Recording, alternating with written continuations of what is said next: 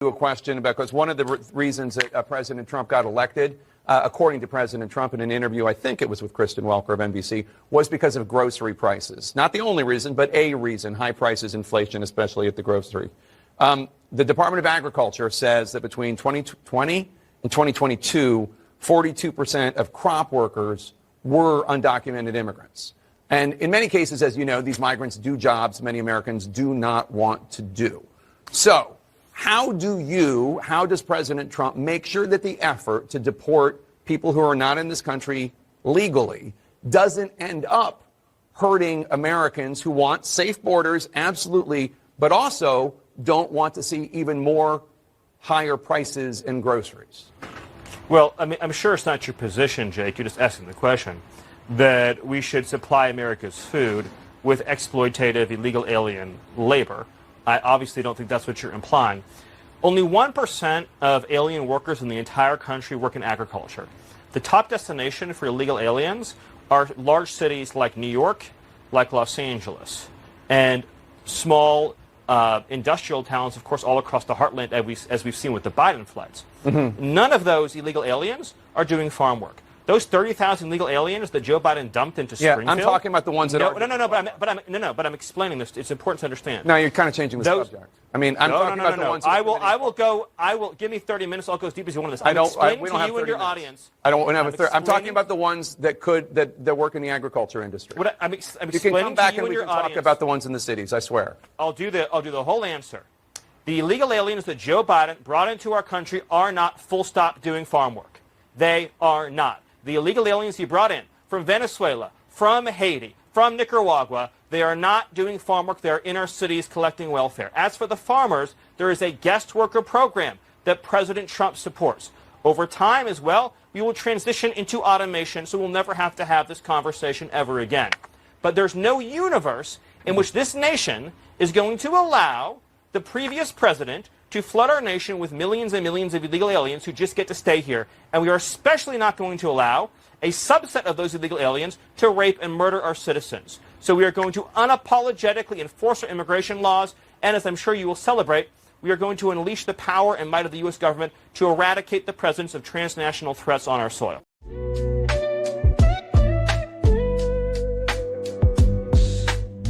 The meltdown from the left is in full force. Trump's latest executive orders have sent shockwaves through Washington, putting a stop to reckless spending and shutting down taxpayer-funded woke programs. From DEI to radical climate policies, the cash flow has officially been cut off. They cut the spigot off in D.C., turned the water on in California, and the establishment is panicking. In just one fiscal year, 2024, the Biden administration blew through a staggering $3 trillion on financial assistance, grants, and loans, your hard-earned tax dollars funding everything from DEI programs to, get this, $50 million worth of condoms in Gaza. This is crazy, man. But now, Trump has paused all government grants, effectively pulling the plug on corrupt systems that have been funding, fueling these NGOs, coordinating illegal immigration at our southern border. And despite the media's hysteria and lies, critical programs like Social Security, Medicare, food stamps, and student loans remain untouched. This isn't about hurting Americans. It's about ending wasteful spending and draining the swamp once and for all. Today, we're going to check out this interview between Stephen Miller and Jake Tapper. He absolutely schools and destroys this guy to his face. And the leftist media, they're trying to spin this decision, but they just can't. And they're grasping for straws right now. Like, share, subscribe to the channel. Let's get into it. Obviously, there's been a lot of action when it comes to going after undocumented migrants, undocumented immigrants in this country. Sources say that ICE has been directed to ramp up arrests to at least 75 per field office per day. If every field office hits that quota or that number, that goal, that would be 1,875 undocumented immigrants arrested every day. Now, the Washington Post reports that President Trump has been disappointed with the numbers so far. I don't know if that's true. You will tell me if it is. What is the priority, though, when it comes to these deportations? Is the initial goal, as we had been told by Trump allies after the election, to go after those first as a priority, to go after those who have committed violent crimes and are part of violent gangs? Or is it we're just going to go after anybody who is in this country illegally? We're not going to prioritize? Well, yes, we are going to prioritize. So first of all, the numbers you cited are a floor, not a ceiling, very importantly. They're a floor. The goal is to arrest at least that many, but hopefully many more. And the Department of Justice is going to be closely involved in providing the manpower to help achieve those objectives as laid out in the President's executive order. Yes, ICE is absolutely prioritizing terrorist, public safety threats, and national security threats. It is also true that Joe Biden admitted some unknowably large number of millions of illegal immigrants into this country, all of whom are ineligible for asylum, ineligible for any form of immigration relief, are ineligible to remain in the country. So if you look at public polling on this issue, about 70% of Americans think that everybody that Joe Biden let in should be removed. About 80% of Americans agree that all criminal aliens should be removed. That's the baseline of public opinion support. So you are going to prioritize the violent criminals, though. That's the thing I'm Yes, wondering. but we're not going to immunize everybody that Joe Biden let in. I mean, let me ask you a hypothetical, and you can treat it as a rhetorical question, not answer it if you don't want to, Jake. I appreciate it. Let's say that an illegal alien arrived in the last 3 months of the Biden administration from, say, Peru. He was released. He failed to appear in immigration court. He was issued a final removal order. So showed up, got released, didn't appear, ordered deported. Been here for 6 months. Is it your position, Jake, that guy should get to stay till the end of his life? I mean, what kind of country can run that way? Okay. I mean, no country in the world runs that way. So let me ask you, President Trump has left the door open to invoking the Insurrection Act, which would allow him to use military forces, U.S. military forces, inside the United States for law enforcement. What would that look like? Are we going to see U.S. troops in American cities arresting undocumented immigrants? Tell us what this is about. So the Insurrection Act in this context mostly applies to considerations related to the border and the cartel threat. So we've already seen 2 shooting incidences in the last 2 days of suspected cartel violence against Border Patrol agents. President Trump's clampdown and closure of the southern border has disrupted the flow of funds to the most ruthless and dangerous organizations on planet Earth, like the Sinaloa cartel, like the Mexican mafia. These are organizations that are being designated as foreign terrorist organizations, and the president has set the national objective of eradicating their physical presence on U.S. soil. So you should understand considerations about the Insurrection Act in that context. So with respect to interior enforcement, yes, that's where a program known as 287G comes into play that you're probably familiar with. And that's where we're going to be enrolling state police, local sheriffs, and law enforcement across the nation into federal immigration programs. And that's how we're going to significantly increase the arrest numbers. But is the Insurrection Act going to possibly be used to use the U.S. military to go after undocumented immigrants in American cities and American towns? Is the door open for that?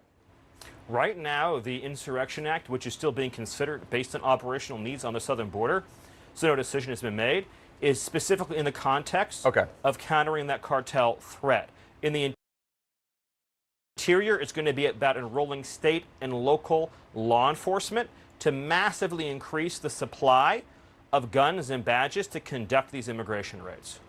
Now, you got to ask yourself, why are these liberal media propagandists so up in arms about the utilization of the United States military to remove people that should not be here in this country?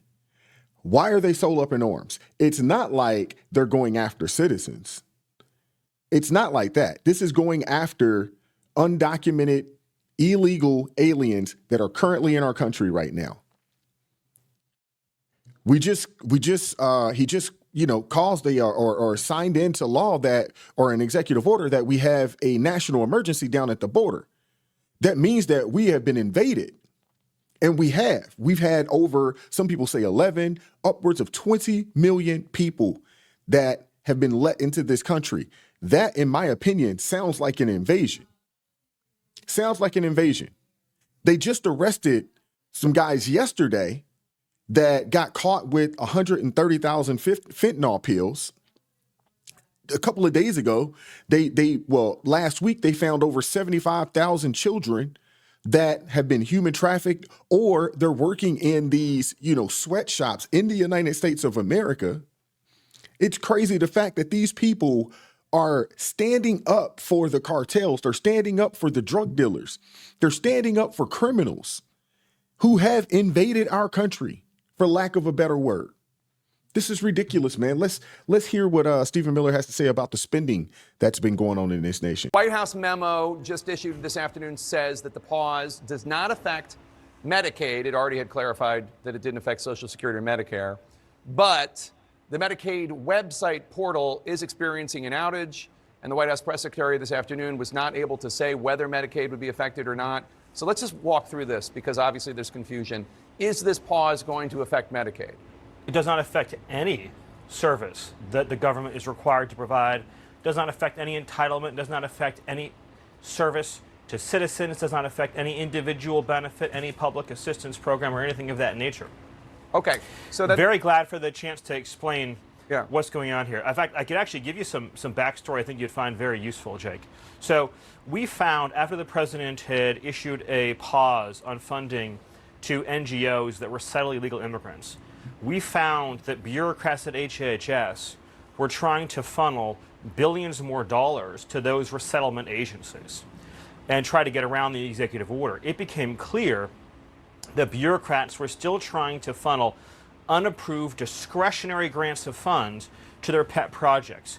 So OMB, led by Russ Vought, felt it was necessary to protect taxpayer resources to issue clearer guidance establishing for these discretionary grants of funding that are not directed by Congress, that they go through a political approval process at the agency. So let's get into that, because a number of government-funded organizations, so these are organizations like Meals on Wheels, right? Their job, their mission, it's a private organization. They get grants from the federal government. They feed seniors. Meals on Wheels is currently in the dark. They don't know, does this order affect us? Does this mean we're not going to have any more funding coming in? They feed like 2 million seniors. So I'm just wondering, first of all, why a pause? An investigation, sure, I get that. Auditing, sure. Why a pause? And what about Jake? Once you spend money, you can't get it back. So, in other words, if you don't put federal programs under review that are wasteful or harmful to taxpayers, and then people hit send, you wouldn't believe the payments we've had to pause over the last few days with bureaucrats trying to funnel money out of the door, funnel money to the World Health Organization, funnel money to resettlement organizations, funnel money to foreign countries. And so, of course, you have to put a pause on these discretionary grants of funding and have a political review process. In other words, there are people that are accountable to the taxpayer to review. It does not include, the review process does not include any public benefit program. So you mentioned Meals on Wheels. That is a public benefit program. OMB has been clear about this. Jake, we have to get control over this government. You understand this point about NGOs, non-governmental organizations. Joe Biden gave just one NGO responsible for resettling illegal aliens $3 billion, with the B, $3 billion. President Trump, when he said drain the swamp, he meant it. And yes, so those kinds of spending programs are going to be put under review. Okay. The American people asked for it. This is what we voted for. We voted to get these illegal immigrants out of our country. We also voted to daggone cut the spigot off to these NGOs and all of this wasteful spending that's going on in this country right now. A lot of us are being taxed into oblivion while they just spend our money just willy-nilly, giving it to things that the average American doesn't even support. This is ridiculous, man. And as you can see, in this memo that came out from the executive office of the president, Office of Management and Budget, it says it right here. No program that provides direct benefits to Americans is explicitly excluded from any program that provides direct benefits to Americans is explicitly excluded from the pause and exempted from this review process. In addition to Social Security, Medicare, already explicitly excluded in the guidance, mandatory programs like Medicaid and SNAP will continue without pause. Funds for small businesses, farmers, Pell Grants, Head Start, rental assistance, and other similar programs will not be paused. If agencies are concerned that their programs may implicate The president's executive orders, they should consult the OMB to begin to unwind these objectionable policies without a pause in the payment. These people keep asking the same questions over and over and over again. They did the same thing yesterday in the press briefing. They did the same thing, asked the same question 4 or 5 different times in different ways. They got the same daggone answer, man. These people are... I don't think anybody's taking issue with if you find money that is being dispersed in an inappropriate way, halting it. I think what the confusion is this seemed to a lot of groups and a lot of states, Republicans, Democrats, Independents, like a very sweeping order, and there is confusion. I just want to make sure I understand. So anybody out there that provides school lunches, anybody out there? Yeah, there's zero impact on public benefit programs, full stop, as OMB has made clear. And I want to really drill down on this, Jake, because it's so important. Mm-hmm. There's 2 million employees in the federal government. Overwhelmingly, the career federal service in this country is far left wing. I don't know that to be a fact. Well, I'll give you a great example. We looked at USAID as an example. That's 98% of the workforce either donated to Kamala Harris or another left-wing candidate, just as an example. Okay, but let me just an entire workforce is having a... Whoa. Did you just say that saying someone voted for Kamala Harris is demonizing them? No, so according your suggestion is that there's a bias. No, but you used the word demonizing. You just said that I'm demonizing somebody by saying they voted for Kamala Harris. Let's get back on track. But I am on track. Okay. Let me stay on track. What I'm saying to you is this. There are 2 million employees in the federal government. Right. They're overwhelmingly left of center. Again, the American people, I got to finish the sentence. Okay. I got to finish the sentence. The American people voted for dramatic change implemented by Donald Trump. So it is essential for him to get control of government, to establish a whole of government process for Donald Trump's political appointees to review discretionary grants of spending for pet projects that are not directed by Congress. In other words, these are pots of money where Congress hasn't said how to spend it or where to spend it. This might be something like saying, I want to build a $500 million fountain in the courtyard of the Department of Commerce. This might be something like saying, I want to fund gender studies in Afghanistan. There has to be political control and review. I can't help it if left-wing media outlets published a fake news story that caused confusion. If you read the OMB guidance memo, it is, well... Oh, he definitely knows because he's asking the questions based off of that. If you read the OMB guidance memo, well, I don't know what it's as clear as day. We just talked to Congressman Don Bacon, a Republican, a Trump supporter. We just interviewed him.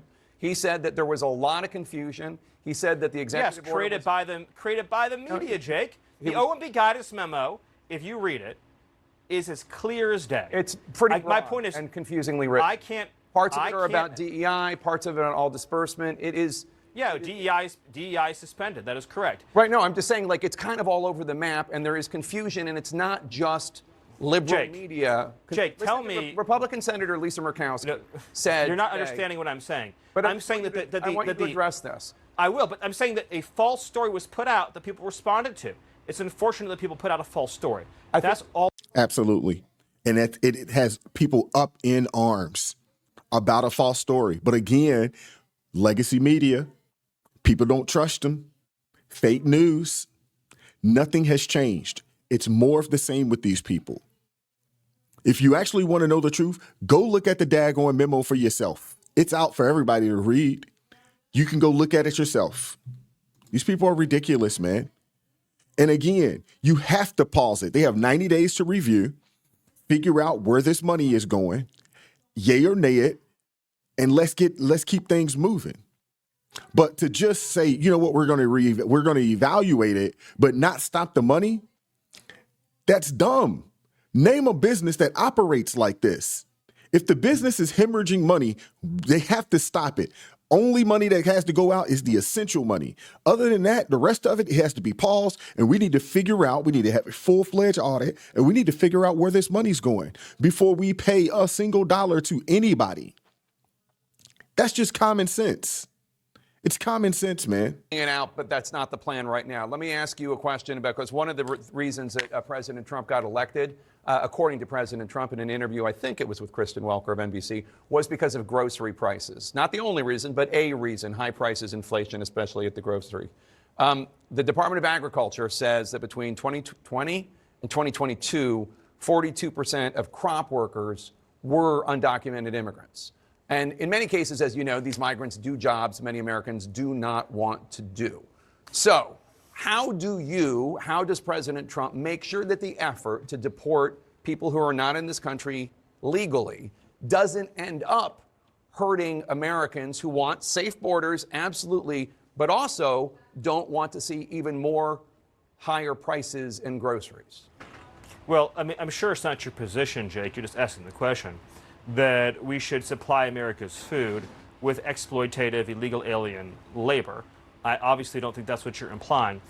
Only 1% of alien workers in the entire country work in agriculture. The top destination for illegal aliens are large cities like New York, like Los Angeles, and small industrial towns, of course, all across the heartland, as we've seen with the Biden floods. None of those illegal aliens are doing farm work. Those 30,000 illegal aliens that Joe Biden dumped into Springfield. I'm talking about the ones that are. But I'm explaining this. It's important to understand. No, you're kind of changing the subject. I mean, I'm talking about the ones. I will give me 30 minutes. I'll go as deep as you want on this. We don't have 30 your audience. I don't have a 30. I'm talking about the ones that work in the agriculture industry. I'm You can explaining come back to you and we your can talk audience. about the ones in the cities. I swear. I'll do the whole answer. The illegal aliens that Joe Biden brought into our country are not full stop doing farm work. They are not. The illegal aliens he brought in from Venezuela, from Haiti, from Nicaragua, they are not doing farm work. They are in our cities collecting welfare. As for the farmers, there is a guest worker program that President Trump supports. Over time as well, we will transition into automation, so we'll never have to have this conversation ever again. But there's no universe in which this nation is going to allow the previous president to flood our nation with millions and millions of illegal aliens who just get to stay here. And we are especially not going to allow a subset of those illegal aliens to rape and murder our citizens. So we are going to unapologetically enforce our immigration laws. And as I'm sure you will celebrate, we are going to unleash the power and might of the U.S. government to eradicate the presence of transnational threats on our soil. So simple as that. Jake Tapper, man, he's got schooled up and down during this entire interview here. Up and down. But these Democrats, man, they keep showing us exactly who they are. That old phrase of if you let a person talk long enough, they'll show you who they are. It is true with these people. It's true with everybody, to be honest with you. But why is it that when they talk about these undocumented, quote unquote, migrants, but let's just call them what they are, illegal aliens in this country, why is it that they immediately go to, menial labor jobs? Who's going to pick the fruit and work at these farms? Who's going to clean the homes and clean the offices, and who's going to do this and that and the third work-wise? Last time I checked, we have a slew of people, able-bodied people, living off the government, receiving all types of benefits. If you guys recall, back during Trump's first administration, we had tons of jobs that were going unfilled. Tons of jobs. There were more jobs than people. The gap, the way they filled the gap during the Biden-Harris administration. Hey, let a bunch of these illegal aliens come over, pay them lower wages, or if they may not be making money at all when it comes to some of these kids that they've allowed over here. And those people will fill the gaps. Although that's not technically the case, because a lot of these people were up in New York, like they said, out in LA, out in Chicago, and other cities around the country, receiving free benefits. So a lot of these people, they hadn't even been working. Been here for 2-3 years, doing absolutely nothing other than leeching off the citizens of the United States of America. The people are tired, man. Shout out to Stephen Miller for standing on business, holding his own, calling this foolery out. And every time we have this conversation, it needs to be pointed out. Every time a Democrat comes and says, who's going to pick your fruit? Who's going to clean your home, clean your office? They need to be called out for exactly who they are. They are the races. They are the classes. They are the people that want to exploit illegal individuals for cheap labor. That's who they are. Let me know what you guys think about this in the comment section. Like, share, subscribe to the channel, turn the notifications on so you never miss an upload. If you'd like to support the channel financially, consider joining the ARP family, or you can buy your man a coffee. Link in the description box below. Keep God first in your life. I appreciate everybody that supports the channel. I really do. I do not take it for granted, man. I appreciate you guys, man. Stay prayed up. We'll catch up with you all next time. Peace.